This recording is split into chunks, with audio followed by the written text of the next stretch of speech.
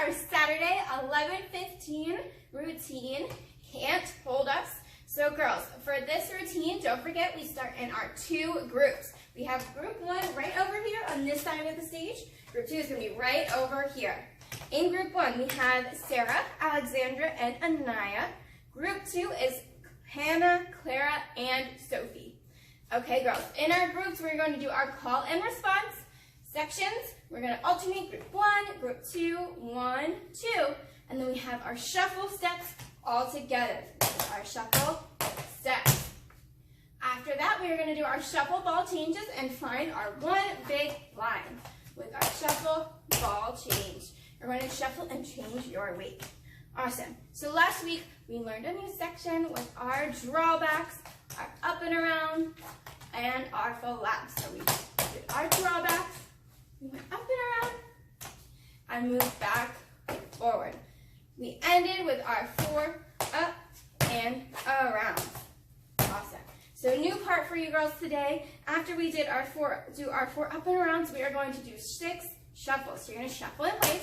1, 2, 3, 4, 5, 6. Then we have a stomp, stomp. So you're going to go stomp, stomp.